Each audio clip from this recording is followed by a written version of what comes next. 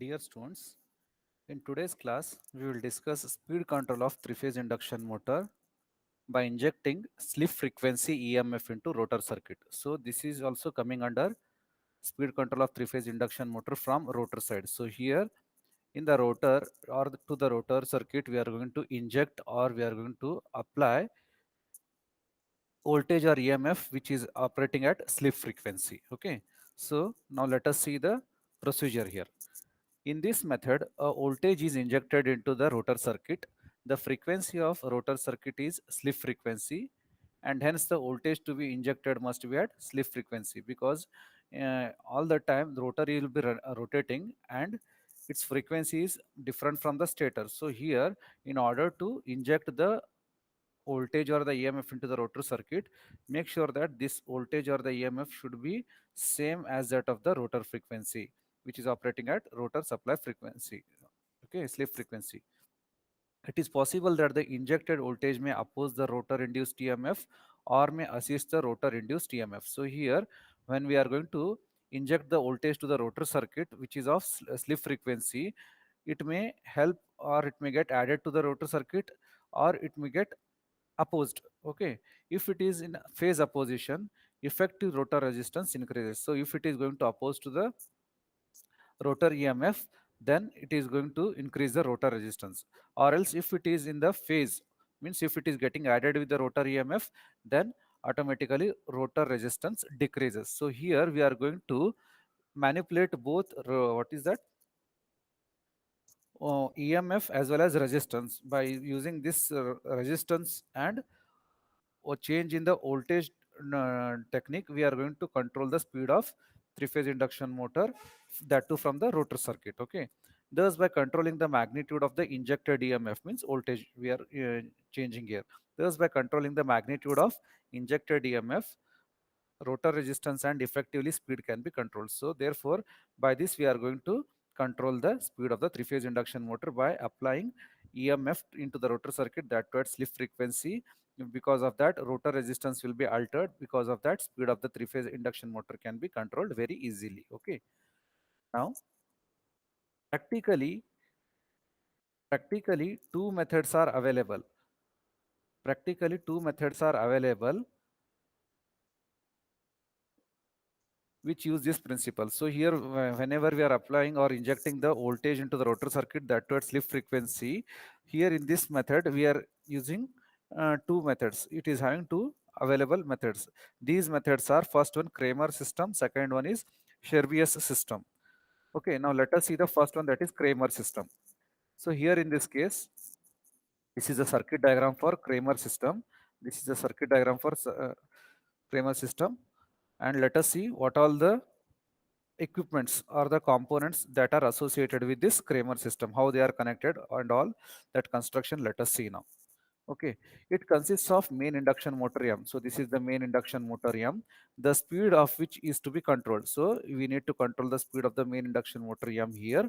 The two additional equipments are then, that is DC motor and rotary converter. So apart from this main induction motor, the additional equipments are DC motor and rotary converter. Okay, the slip rings of the main motor are connected to the AC side of the rotary converter. So this rotor converter, it is having two sides. At this side, this is DC side of the rotary converter, and on the other side it is having AC side of the rotary converter. So here this main induction motor, whose speed has to be controlled, it is slip ring induction motor. So the slip rings of the main induction motor, it is connected to the AC side of the rotary converter. So this is the AC side of the rotary converter. It is therefore slip ring of main motor is connected to the AC side of the uh, rotary converter via these slip rings. Okay. The slip rings of the main motor are connected to the AC side of the rotary converter.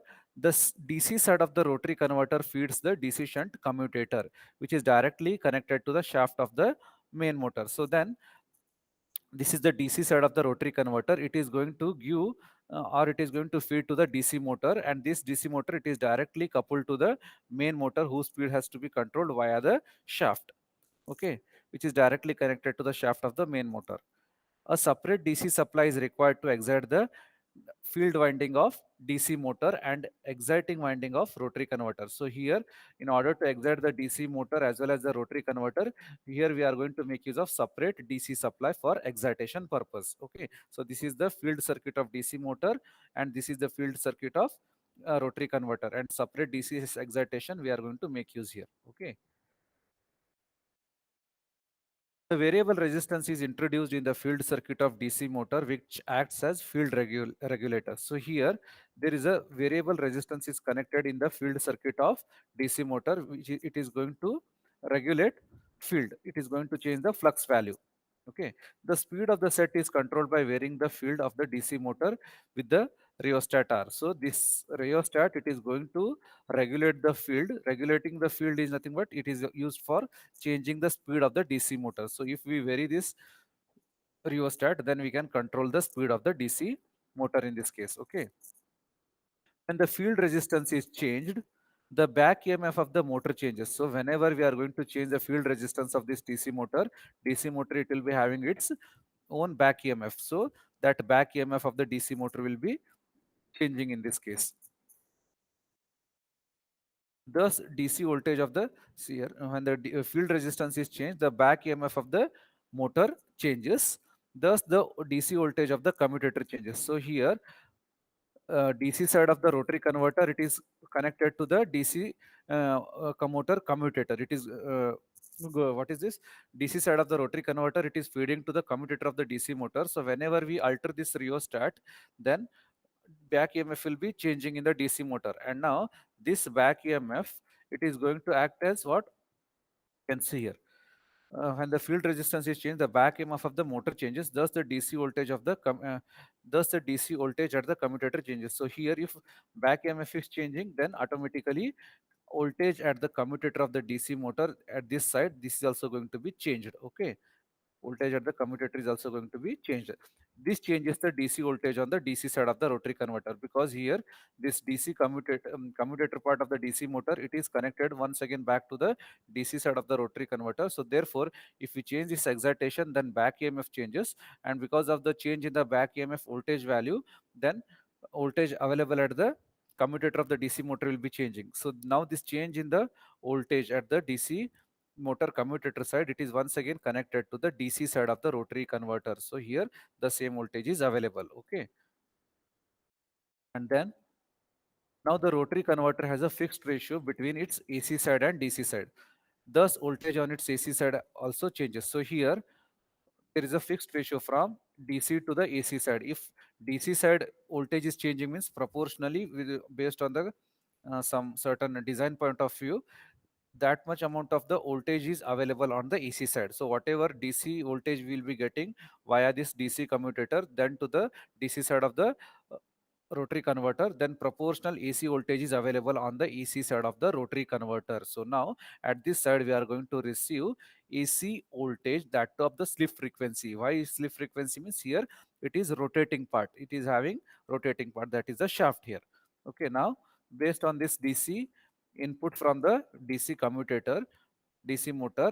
Now, based on this DC input to the rotary converter, proportional AC voltage will be available for us onto the AC side of the rotary converter now. But now this AC side of the rotary converter, where it is connected to the slip rings of the three-phase induction motor, whose speed has to be controlled. Okay, you can see here. Now, a rotary converter has a fixed ratio between its AC side and DC side voltages. Thus, voltage on its AC side also changes. This AC voltage is given to the slip rings of the main motor. So, the voltage injected in the rotor of the main motor changes, which changes the speed required speed control. So, here once we change the resistance, then excitation changes, then proportional back EMF will change, and that voltage will be available at the commutator of the DC motor, which is once again fed to the DC side of the rotary converter. And based on the conversion ratio from DC to AC, we are going to get the AC voltage now at the AC side of the rotary converter. And now this AC voltage, it will be at the slip frequency because of this rotating shaft. And now this AC voltage, it will be connected to the slip rings of the three-phase induction motor, slip rings of the three-phase induction motor, that too for the rotor circuit. So now if we inject the Now, if we inject the AC voltage at slip frequency, that too for the rotor circuit, then automatically we are going to change the speed. Automatically, we are going to control the speed of three-phase induction motor. Okay, we are going to control the speed of three-phase induction motor. So the voltage injected in the rotor of the main motor changes, which produces the required speed control. So from here, from AC side of the rotary converter, from the slip rings, this AC voltage now we are feeding it to the rotor of the three-phase induction motor via the slip rings. Because of this, we are going to control the speed of three-phase induction motor. Okay. Now, very large motors above 4,000 kilowatts, such as steel rolling mills, use such type of speed. So this kind of the speed control is used in very large rating motors up to 4,000 kilowatt, which are used in steel rolling mills. Okay, for speed control. The main advantage of this method is that smooth speed control is possible. So here the main advantage is smooth speed control is easily available. Similarly, wide range of speed control is possible. So here we can get different levels of speed. Another advantage of this method is that the design of the rotary converter is practically independent of the speed control required. So the rotary converter design is totally independent here. Okay. Similarly, if rotary converter is overexcited, it draws leading current, and thus power factor improvement is also possible along with the necessary speed control. So suppose if this rotary converter, which is having DC and AC side, so if this is going to be overexcited from this DC supply, then it is going to improve the power factor also. So it is also going to improve the power factor also, and along with the necessary speed control. Okay, so this is all about Kramer system. If they ask speed control using by injecting the voltage at slip frequency into the rotor circuit using Kramer system, then you should explain for this method. So for this method, this is a circuit diagram. After Kramer system, now let us see for Chervier system. This Chervier system circuit diagram is this one. Okay, so this is a circuit diagram where this is the main motor, induction motor, which has to be, whose speed has to be controlled. Okay, this is the main induction motor M, whose speed has to be controlled here. And these are all the different components what we are using. Now let us see the construction for this. This method requires an auxiliary three-phase or six-phase AC commutator machine, which is called Scabious machine. So here we are going to make use of three-phase or six-phase Scabious machine. Okay, this is three-phase or six-phase AC commutator machine called Scabious machine. The difference between Kramer system and this is that Scabious machine is not directly connected to the main motor whose speed has to be controlled. So in the earlier case, rotary converter we are using, but here in this case, this Scabious machine, it is not directly coupled to the main motor, to the main induction motor whose speed has to be controlled. In between this Scabious machine and the main motor, there are certain different components like regulating transformer, slip rings of the main induction motor and all. So via these all equipments, you are going to provide the connection between main motor and the Scabious machine. This Scabious machine is the three-phase or six-phase converter. Okay, AC commutator. The Scabious machine is excited at slip frequency from the rotor of the main motor through the regulating transformer. So here what we are doing, Scabious machine is excited at slip frequency from the rotor of main motor, from the main motor through the regulating transformer. So here we are going to excite to this Scabious machine via the main motor, from the main motor via this regulating transformer, This is the slip ring induction motor. From this, the supply is taken to the regulating transformer, and from this regulating transformer it is connected to the Scabious machine. Okay, then the Scabious machine is excited at slip frequency from the rotor of the main motor through regulating transformer. The taps of the regulating transformer can be varied.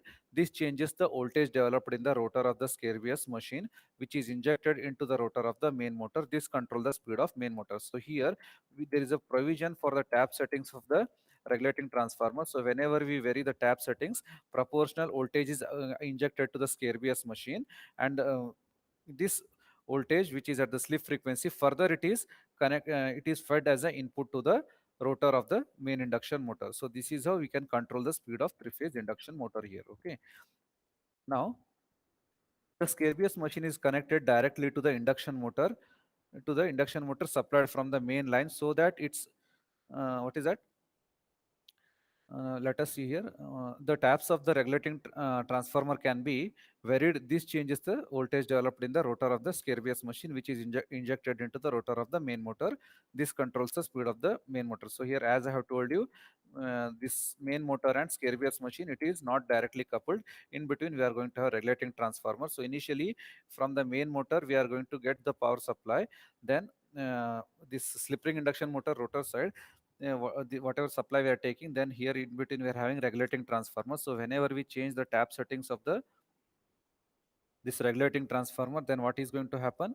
Then automatically the variable voltage, now it is available as an input to the Scabious machine, which is at the supply frequency. And now from this Scabious machine, which is nothing but a 3-phase or 6-phase AC commutator, from here once again output is given to the slip rings of the 3-phase induction motor into the rotor circuit. So this is how we can control the speed of the induction motor here.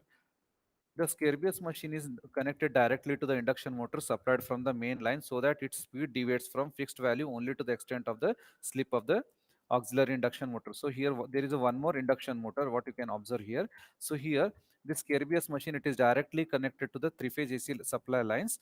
In between that you are having the auxiliary induction motor or the induction machine. So this Scabious machine, it is directly connected to this auxiliary induction machine, which is connected to the three-phase supply line. So why it is connected is because the voltage whatever it is injecting, it's that voltage, it should be well within the set value of the set value to the supply frequency, supply slip frequency. Only within that range it has to change, it has to deviate. So for that sake, we are connecting this Scabious machine to the auxiliary induction machine. This auxiliary induction machine, it is always running at certain speed with certain slip frequency. So to provide that slip frequency to this Scabious machine, and that voltage, it should be well within the set point to the slip frequency.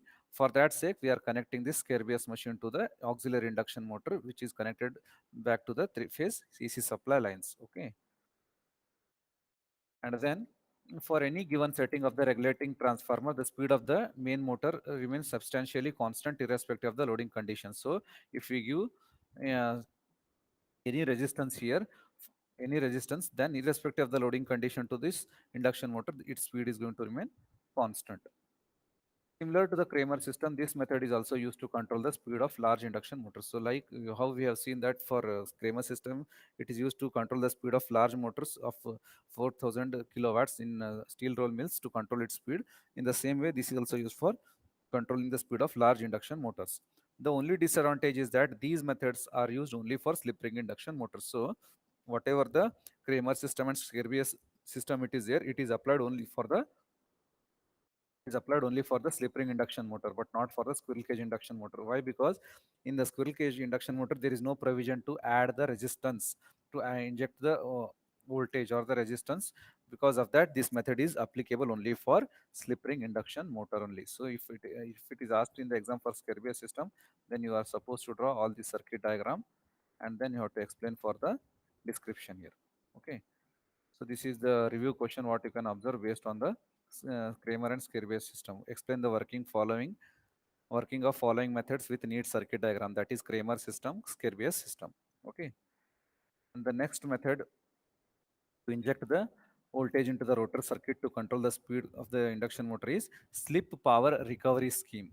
So whatever the voltage we are injecting in the Kramer and the Scabious system, that voltage we are not using further.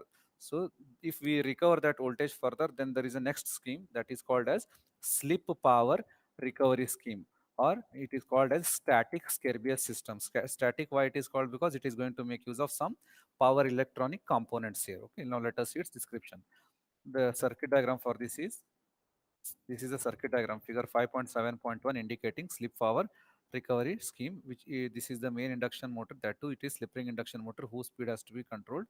And this is the rotor, and this rotor, whatever voltage we are injecting, we are going to recover it back using the bridge rectifier diodes.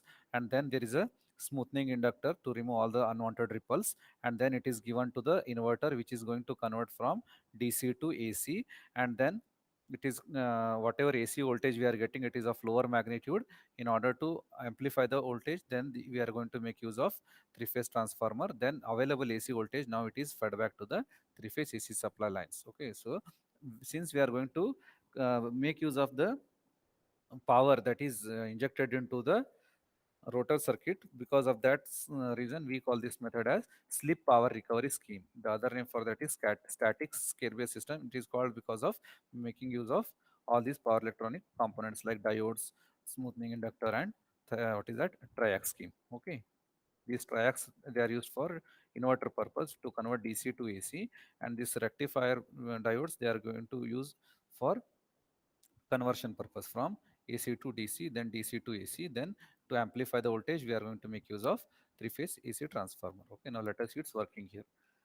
The efficiency of the rotor resistance control the, sorry, the efficiency of rotor resistance speed control method is low, as the slip power in the rotor circuit is wasted as I square R losses. So here, whenever we are going to control the uh, speed of the induction motor by adding the rotor resistance, there is unnecessary power losses, I square or losses. Because of that, its efficiency is lowered by adding the resistance to the rotor circuit. Okay, it is possible to recover the slip power from the rotor and fed back to the supply using static devices. So whatever the power we are injecting into the rotor, that we can collect it back and give it back to the supply lines using the static power electronic devices. Okay, such a method is called slip power recovery scheme of controlling the speed of induction motor. So this, in this method, where we are going to recollect back the DC, the AC supply we injected into the rotor and connecting back to the AC supply, then it is called as slip power recovery scheme of controlling the speed of induction motor.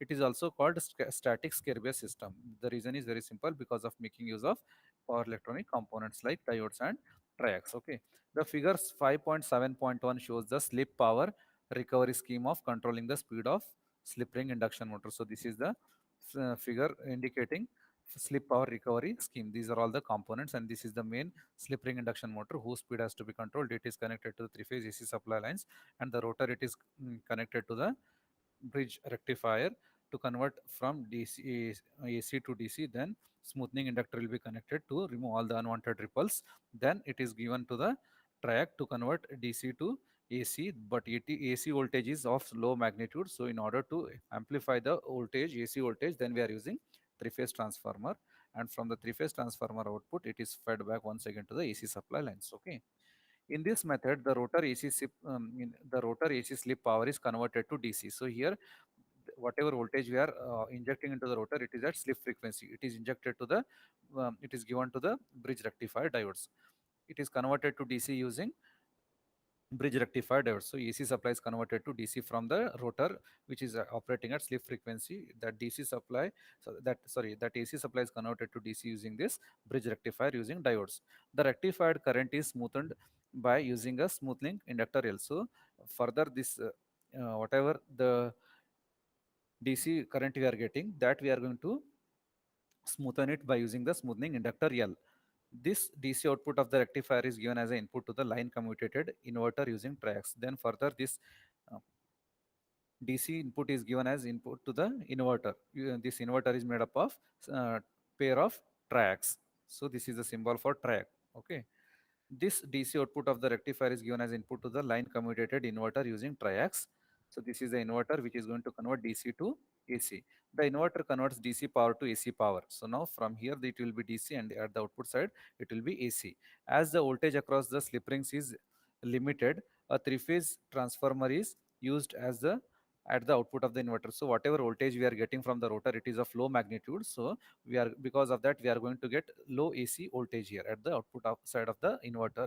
Now for that sake, we need to amplify the voltage. For that sake, what we are doing, we are going to step up the voltage using three-phase AC transformer. The output of the transformer is fed back to the AC supply. Then from the output of the AC transformer, the AC three-phase transformer, it is given back to the AC supply lines. Okay, this method is used in large power fan and pump drives which require speed control in narrow range. So this method is used in large power fan and pump drives which is going to require very narrow range, small precise speed control is required. In such applications we are going to make use. The main advantage of this method are high efficiency and low cost. So the high efficiency and low cost are the main advantage. If maximum slip of the induction motor is Sm, if maximum slip is Sm here for the induction motor, then power ratings of the bridge rectifier, inverter and transformer are Sm times the rating of the motor. Hence the cost is very low. Why it is very low is because if Sm is the maximum slip of the induction motor, then what should be the rating of the what should be the rating of the rectifier, inverter and transformer, whatever we are using, here.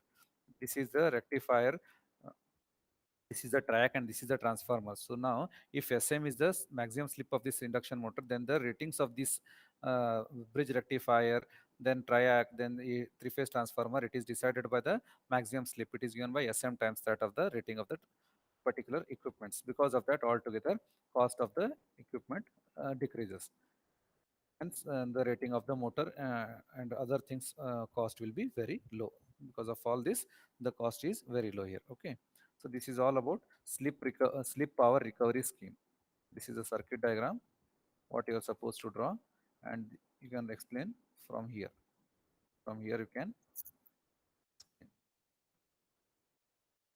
from here till to this point.